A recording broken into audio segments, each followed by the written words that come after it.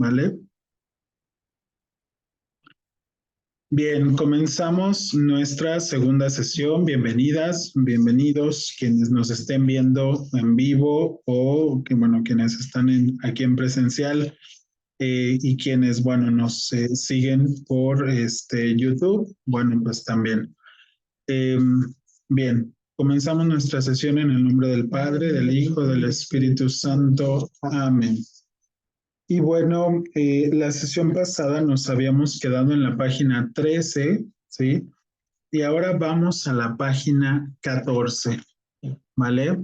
Y bueno, vamos con los primeros años. Cuando los apóstoles, después de Pentecostés, se extendieron sobre la tierra para anunciar las noticias de última hora, llevaban en sus almas las marcas de unas profundas cicatrices psicológicas. Permítaseme la expresión. ¿Qué había acontecido? Una serie encadenada de sucesos los había golpeado profundamente. Efectivamente, un día no muy lejano, contra todo lo que esperan, o contra todo lo que esperaban, sucesos, acontecimientos en remolino se abatieron sobre Jesús, maestro y líder, y lo envolvieron y lo arrastraron inexorablemente al torrente de la crucifixión y de la muerte. Ellos mismos a duras penas consiguieron escaparse de esa misma suerte. Como consecuencia quedaron destrozados, desorientados, sin fe, sin esperanza y con miedo. A los pocos días la resurrección fue para ellos un golpe violentísimo que los levantó como un huracán casi hasta el paroxismo.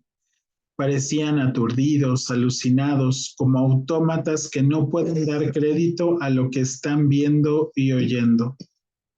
No esperan ni lo uno ni lo otro, a pesar de que ya se les había anunciado ambas cosas.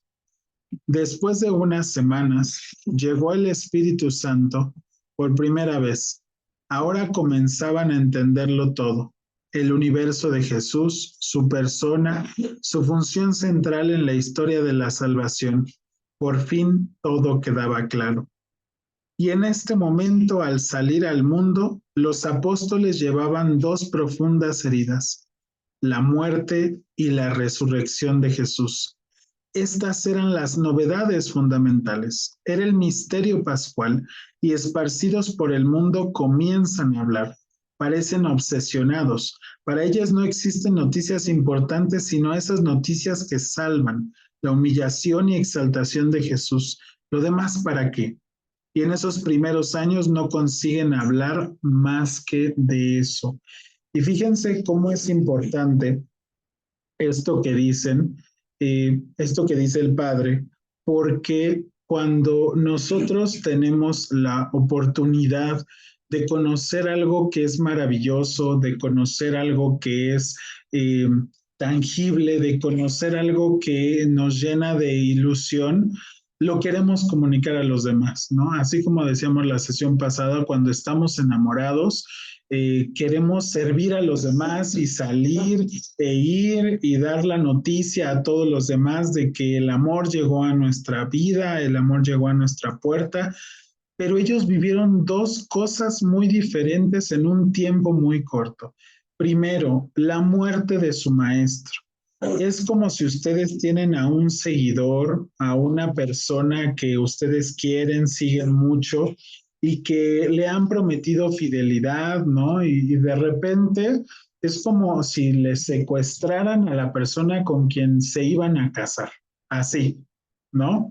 Así de fuerte. Y entonces de repente, este, ¿qué pasa, no? Y de repente le secuestran y ustedes también se llenan de miedo, ¿no? Se llenan de miedo y se llenan de temor y se esconden y sí queremos salvar a la otra persona, pero hay un miedo muy profundo por la propia existencia. Lo mismo le pasa a los apóstoles, seres humanos a fin de cuentas, ¿no? Seres humanos que dicen, mi vida está en peligro, ¿qué hago? ¿Voy con el maestro? ¿No voy? El único que va es Juan, ¿no?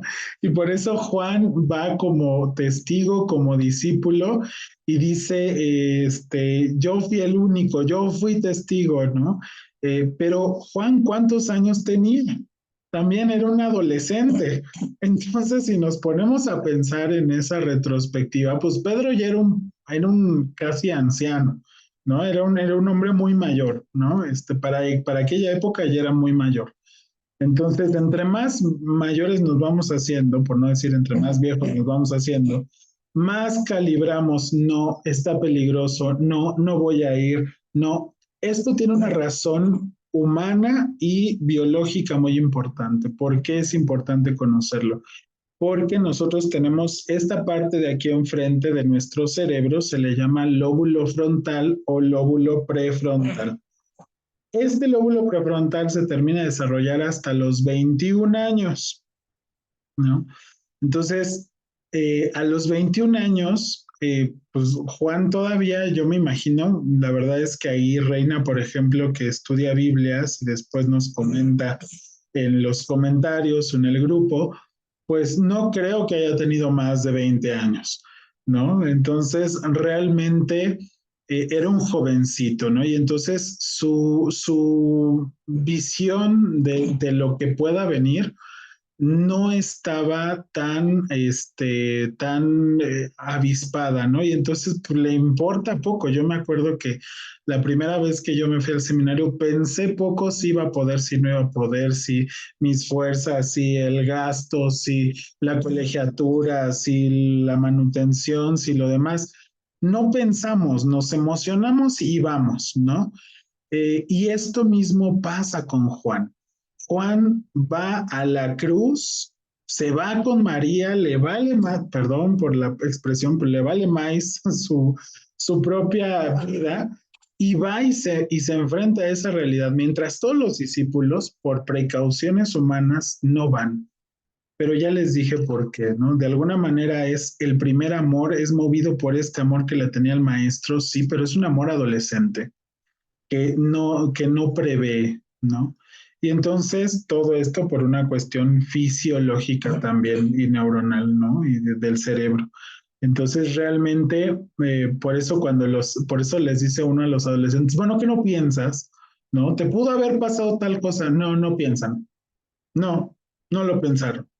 ¿No? Los adolescentes son lo que en algún momento pudiéramos decir los primarios, ¿no? Porque ellos ven una alberca, dicen, oye, qué chévere, ya se echan a la alberca, oye, yo sabía nadar, ya que están adentro. Entonces, realmente son unos, así, ¿no? Unos primarios de aquellos, ¿no? Entonces, me parece que por eso, pero regresando un poco más a la lectura, habían vivido la muerte del maestro, la humillación, o sea, no nada más está la muerte de su maestro, sino está la humillación, el escarnio. Les decían, pues no que era el Salvador, los tenían amenazados. No, los judíos eran de armas tomar, ¿eh? No, no crean que nomás era así como de, ay, bueno, pues ya pasó. No, cuando acechaban a alguien eran medio malditos. ¿No? Entonces tampoco así como que el pueblo escogido y todos padrísimo, ¿no? Entonces, realmente esto es lo que pasa con ellos. Y luego, ellos no lo ven resucitado inmediatamente. ¿Quién es la primera que lo ve resucitado? ¿No? María Magdalena.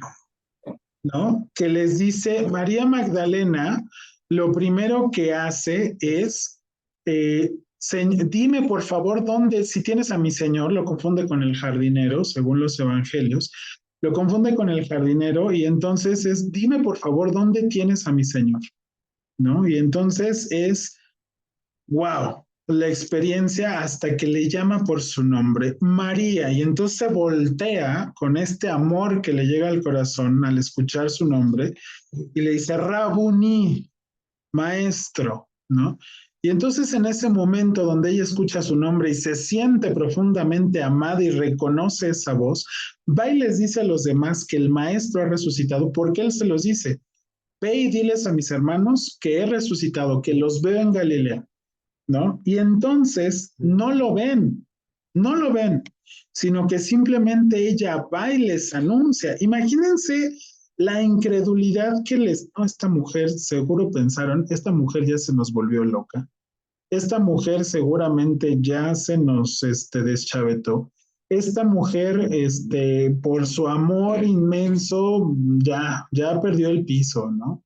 Ya al psiquiátrico, ¿no? Bueno, en ese momento no había psiquiátricos, ¿no? Pero sí decían, pues, la veleidad de las mujeres, ¿no? Por su dolor, por su angustia, por su no saber dónde está su amado, pues ya perdió el piso, ¿no? Como lo sucedía con muchas mujeres viudas, ¿no? Por eso ya después nadie quería ayudar también a las viudas, porque decían que era su dolor el que las metía en actitudes muy, pues muy desconcertantes, ¿no?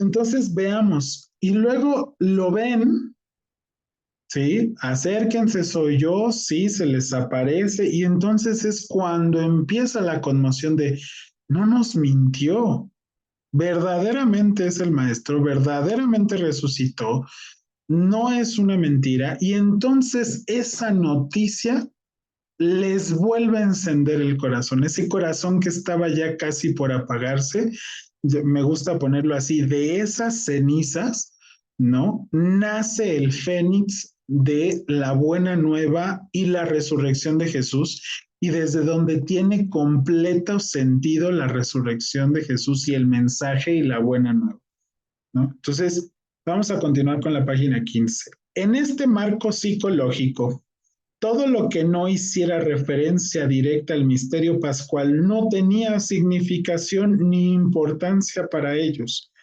Y así dejan de lado pormenores que para el gusto moderno son tan sabrosos. ¿Dónde y cuándo nació Jesús, por ejemplo? ¿Qué le sucedió en los primeros días, en los primeros años? ¿Quiénes y cómo eran sus padres? ¿Cómo venía su línea ascendente en el árbol genealógico? ¿Cuál era el orden exacto de la cronología y en los relatos? Todo esto y semejantes preocupaciones eran para ellos curiosidad inútil. No importaban los datos biográficos, sino los hechos soteriológicos. Y así, en este estado de ánimo y en esta jerarquía de valores, fácilmente podemos comprender que los relatos que se refieren a la infancia no tienen valor fundamental para ellos, al menos en los primeros años. Tampoco tenían importancia las noticias referentes a la persona de María. Pasaron los primeros años y un día esas noticias comenzaron a tener interés y circularon por las comunidades palestinenses. ¿Cómo pues cuando las primeras comunidades bajo la inspiración del Espíritu Santo comenzaron a proclamar a Jesús como Kyrios, es decir, Señor Dios, sintieron necesidad de completar la perspectiva histórica del Señor Jesús. Necesitaban saber quién fue históricamente esa persona única, dónde nació, cómo vivió, qué enseñó. Ahora bien, en una gran zona de silencio que se cernía sobre el Señor Jesús, no había otro testigo ocular sino María, y ella se transformó en la evangelista de aquellas novedades ignoradas por los demás. Hago un alto aquí. ¿Por qué? Porque pasa lo mismo cuando estamos enamorados. ¿Qué me importa si vives hasta Ecatepec? ¿Qué me importa si vives hasta el Polo Norte? ¿Qué me importa si tus papás están o no están? Si voy a tener suegra que soportar o no, o suegro que soportar o no. Si voy a tener que hacer tal cosa. ¿Me importas tú? ¿No? Hasta como la canción, me importas, dice, y tú, así justamente, ¿no? Y entonces, realmente, ¿no? La noticia era, le conocemos, murió y la desquiciadez de la cruz, ¿no? Porque como dice la escritura, para los necios es una cosa horrible la cruz, es una necedad, y para los que le amamos es la alegría entera, ¿no? Y entonces, pero no solo murió, sino que resucitó. Y entonces todos los primeros años de las primeras comunidades, claro que estaba María ahí presente, pero ni se les ocurría preguntar, oye, ¿y Jesús cómo le quedaban los sandwichitos de pan ácimo? Claro que no, ¿no? Digo, por decir una tontería.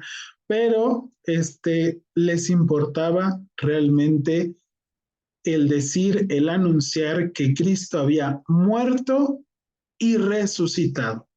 Ahí estaba el centro de las primeras comunidades. Como dice bien el padre Larrañaga, hasta después es cuando empieza a tomar necesidad, ¿no? Y igual en las relaciones personales, ¿no?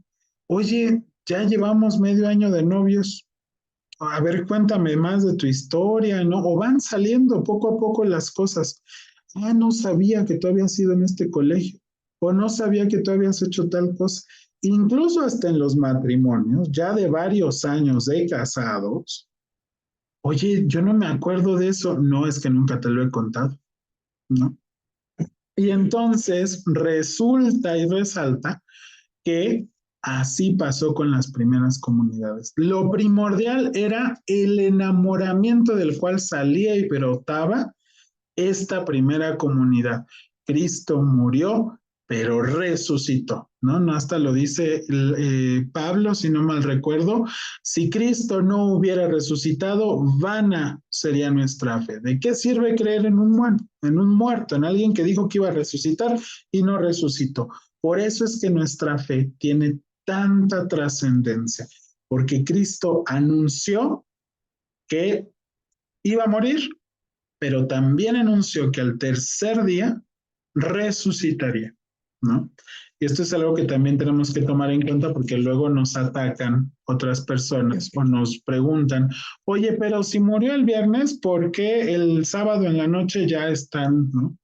Porque los días para los judíos se toman a la mitad, ¿no? Por eso nosotros en la iglesia, en la liturgia, tenemos las vísperas. ¿Por qué? Porque ya anuncian el otro día. Entonces muere el viernes a las 3 de la tarde, ¿sí? A la hora de nona. La hora a la que subían a rezar al templo es la que nos dice el Evangelio.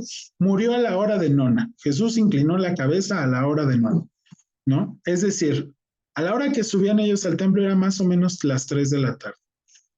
En ese momento para ellos se acabó el día, ¿sí? Las 3, 4 de la tarde, las 6 de la tarde, ya era el otro día. Entonces muere el viernes, un día, ¿sí? Viernes en la tarde a sábado en la mañana, 2, sábado en la noche, 3. Por eso es la resurrección al tercer día, ¿no? Y entonces es donde cobra sentido porque cuando nos ponemos a investigar o cuando nos ponemos a estudiar nuestra fe, decimos, claro, pues si no son 3 días de nosotros, son como estaba visto en la cosmovisión de los anteriores, ¿no? De los judíos, ¿va? Entonces es ese el sentido, ¿va? Muy bien. Entonces, página 15 hasta el final. A través de la crítica interna. Sin embargo, aún siguen en pie las preguntas que hemos formulado más arriba. ¿Quién fue el receptor de los secretos de María? ¿Quién fue el redactor de esos 2 primeros capítulos de Lucas?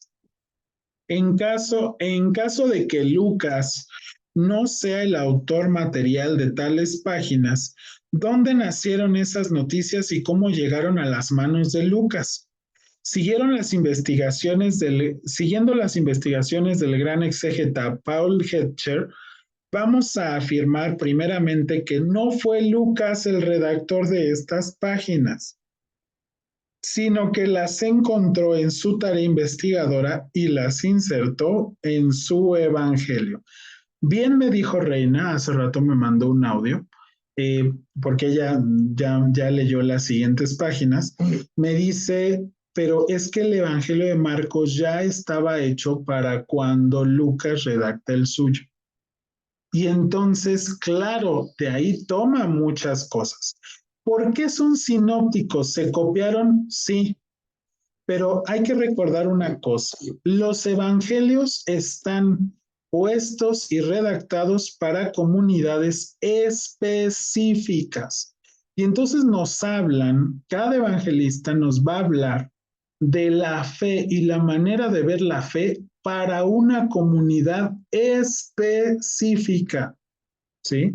Y entonces, ¿qué importa si Marcos ya estaba y Lucas le fusiló otro, ¿no? Y otro pedazo, o Marcos, o Mateo, o Juan, ¿no?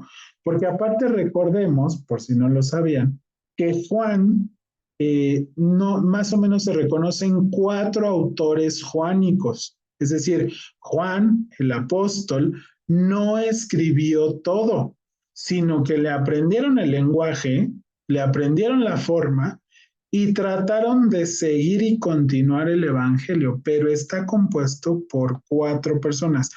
El Evangelio de Juan y el Apocalipsis, ¿vale? Porque se le atribuye a Juan. Como tal, sí, el Apocalipsis se dice, si no mal recuerdo, sino que después me corrija Reina y me dé un zape, ¿no? Pero porque ella es la de Biblia, ¿no? Pero hasta donde yo recuerdo, los evangelios, digo, el evangelio de Juan, sobre todo después el Apocalipsis, perdón, se escribe en Patmos, cuando Juan estaba preso. ¿Vale? Bueno, perdón, preso, estaba en la isla de Patmos, ¿no? Entonces ya lo escribe hacia el final de su vida. Y de ahí, para que lo sepan como breviario cultural, se tienen muchos significados de la Eucaristía, ¿no? El altar, el trono en donde se sentaba un anciano con vestiduras blancas, 7 tronos más, ¿no? Los concelebrantes. Del altar corría un río de agua, bueno, la gracia que corre del altar cuando es el sacrificio de la misa, ¿no? Etc. Todo el Apocalipsis es de donde ha sido sacada la gran simbología que nosotros tenemos en nuestra liturgia. Por eso cuando nos dicen, es que ustedes no creen en el Apocalipsis, ay, perdón, Mariquel, te muteó y te voy a mutear. Entonces, ¿qué es lo que sucede? Que obviamente, ¿no? Creemos que hay, y tomamos los símbolos del Apocalipsis para nuestra liturgia, ¿no? ¿Por qué? Pues porque somos una comunidad bíblica, sí, pero nuestra religión, nuestra vida de fe, no es una vida bíblica. Somos una comunidad de tradición. Y esto es importante recordarlo y reconocerlo. Nuestra fe no es una fe bíblica, sí incluye la Biblia, pero sobre todo somos de tradición. La tradición es la que da vida, porque si nos mantuviéramos solamente en lo bíblico, no habría dinámica, ¿no? Incluso el otro día lo estaba escuchando del Papa en una entrevista que le acaban de hacer, si quieren después se las paso, y habla justo sobre la tradición. La tradición es la que nos inserta en un momento determinado, pero también lo que nos hace seguir, ¿no? Y entonces es importante reconocer que nuestra fe es de tradición, ¿vale?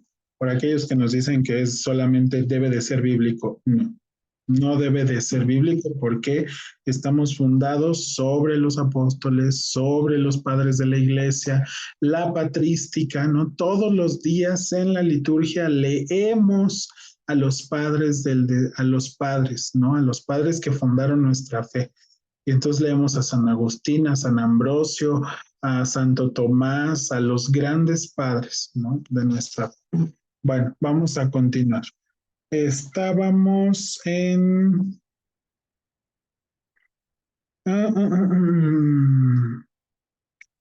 Siguiendo las investigaciones, la insertó en su evangelio. Realmente es improbable, página 16, realmente es improbable, casi imposible, que el médico evangelista recibiera esta información directamente de labios de María.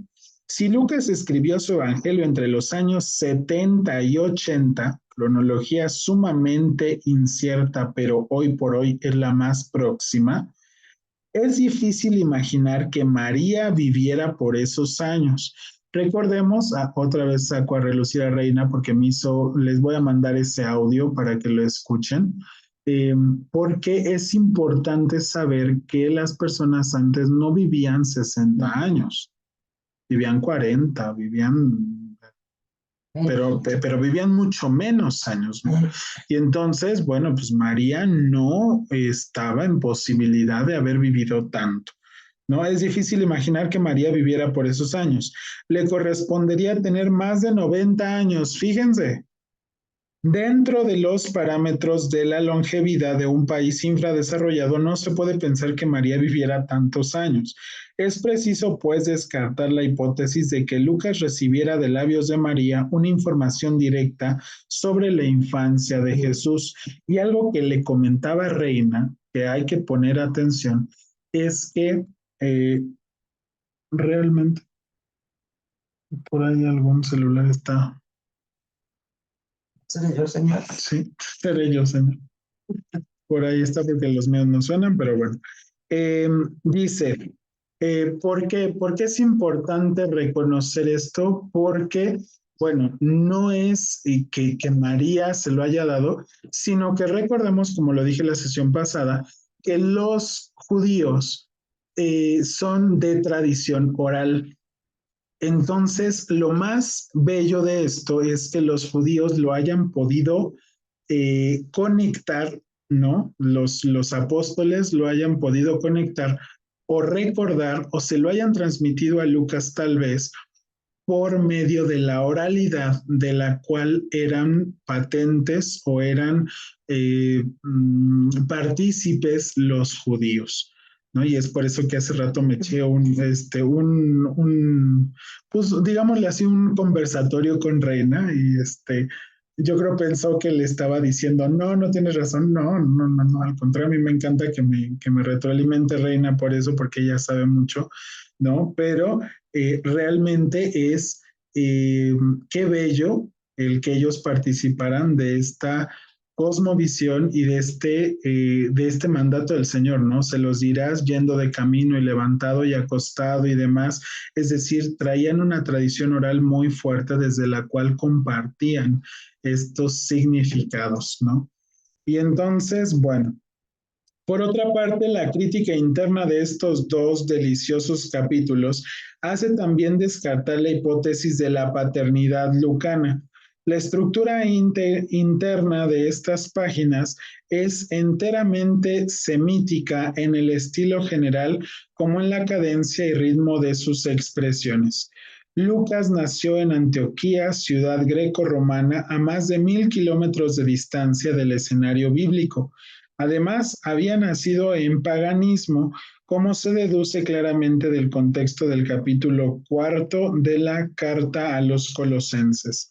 En contraste, el que escribió esos dos primeros capítulos estaba enteramente familiarizado con la mentalidad semítica, ven aquí aparece, y con la inspiración general veterotestamentaria. Un, Perdón, que aquí me dice que tengo 9 minutos, nos restan 9 minutos.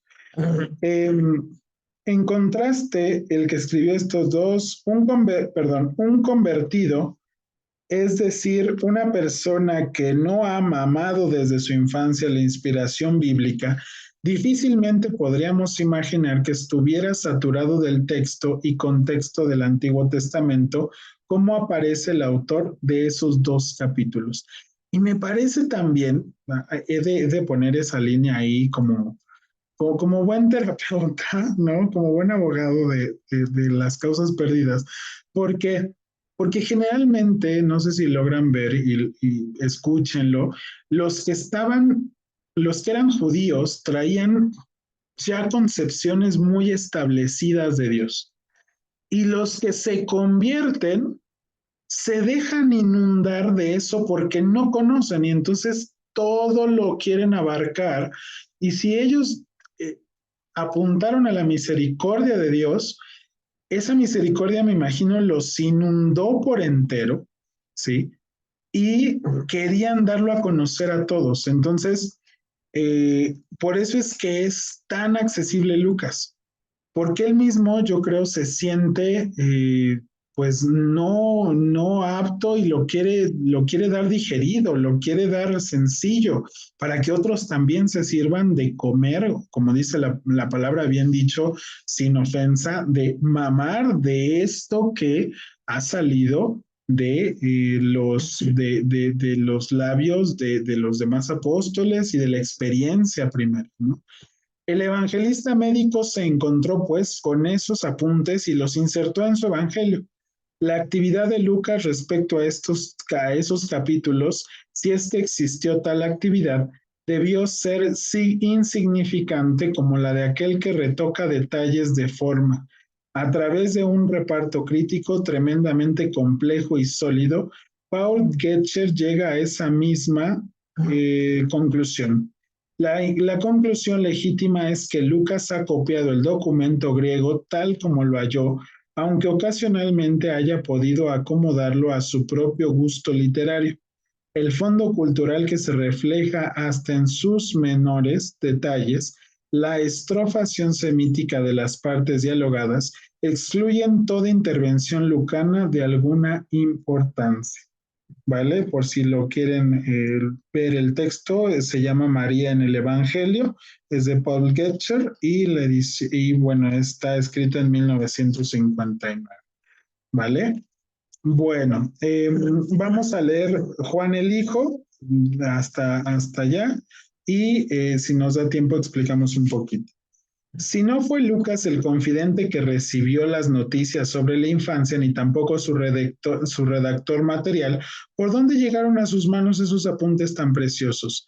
Dentro de un cálculo normal de probabilidades, lo primero que se nos ocurre pensar es que fue el apóstol Juan quien primeramente recibió y recopiló las confidencias de María. Efectivamente, desde entonces Juan acogió a María en su casa, no se nos olvide eso, ¿eh?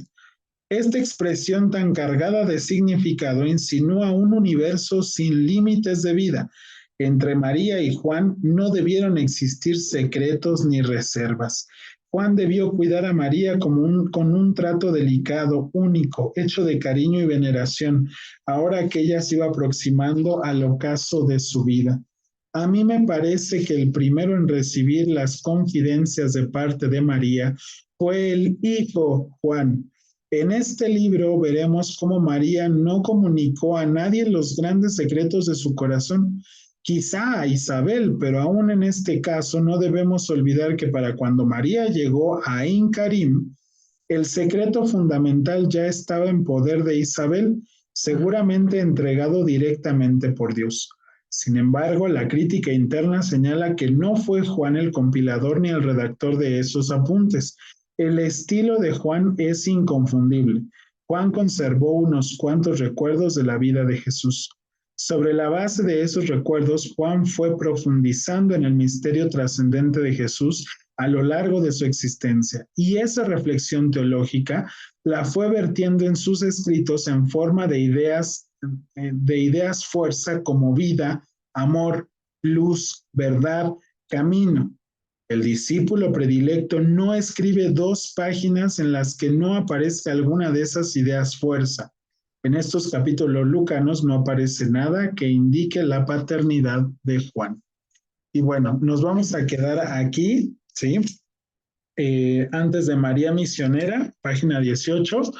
Es importante porque reconocer, porque por eso, precisamente por eso, es necesario ver cómo es que Juan tiene esta riqueza impresionante del lenguaje. Por eso, vean, no sé si han logrado leer el principio del Evangelio de Juan, que a mí me encanta, a lo mejor por mi narcisismo, ¿no? Decirlo en latín, ¿no? In principio erat verbum erat apud Deo, et erat Deum, ¿no? El verbo erat Deum. ¿Qué quiere decir esto? O sea, Juan tiene la experiencia tan profunda de la fe de María, a quien logra acoger en su casa, como nos los dice, ¿no? Tiene la experiencia del maestro, que también era una persona que decía, se retiraba al monte a orar él solo. María, una mujer de un profundo silencio, desde donde cultiva la escucha de Dios, ¿no? Y y lo que fue profundizando en la fe de las primeras comunidades, Juan se vuelve, por lo tanto, un monje por entero. No es porque yo lo diga, pero se vuelve un monje. ¿Por qué? Porque se vuelve este receptáculo del silencio. Y entonces desde el silencio se puede reconocer la magnitud, la magnanimidad y todas estas ideas fuerza, ¿no? Que nos señala. Es luz, amor, verdad, camino, es decir, era un eterno enamorado de Dios, ¿no? Entonces, cada vez que nosotros queramos hacer silencio, no lo hagamos por el simple silencio. Entremos en escucha de Dios, en escucha de los significados que Dios nos está dando para nuestro corazón, para nuestra existencia. ¿Sí? Hacer silencio no es un mutismo. Hacer silencio es dejar que la palabra, dejar que el significado, dejar que nuestra vida hable de Dios. El amanecer, qué maravilla, Dios, qué maravilla contigo, ¿no? Un perrito que se nos acerca, una persona que nos pide ayuda, la mirada de alguien que solicita atención, todo nos habla de Dios. Y entonces es Dios quien se convierte en fuerza. Por eso es que María es la llena de gracia, porque está puesta en este medio, en medio, donde Dios habla. Por eso callamos, por eso es el silencio necesario, ¿vale? Bueno, hasta aquí le voy a dejar porque me queda 1 minuto 37 y no quiero que nos censuren o que nos quiten para transmitir y seguir grabando, ¿ok? Bueno, pues entonces hasta aquí el día de hoy. Les agradezco mucho que se hayan podido conectar y a quienes vinieron presencialmente también, ¿no? Que estemos aquí, que estemos todos unidos. Les veo el viernes. Si quieren asusar la lectura y comentar, adelante. También en el grupo, si quieren comentar algo, adelante y lo podemos ir comentando si ustedes tienen una idea, una reflexión. Cuídense mucho, Dios los bendiga. Nos vemos la siguiente sesión.